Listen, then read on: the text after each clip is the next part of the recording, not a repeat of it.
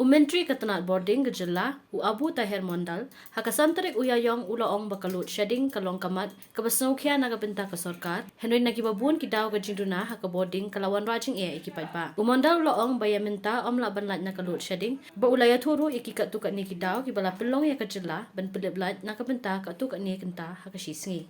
People are suffering and we are really concerned about this problem also. When children are also facing this problem because of their examination and all this. But you see, in the lean period, we face this trouble when rainfall is very scanty and most of our power projects are hydropower project which depends on the rainwater because our rivers are rainwater fed rivers.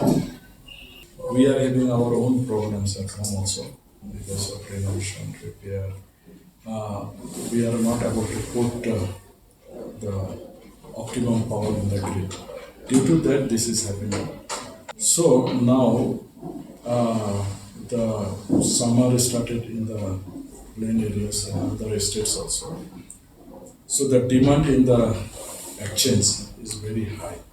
So rate of power is also very high.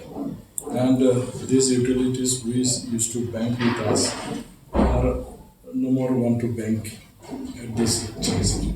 So all this compounded the present positions. Our central share around 72 million units.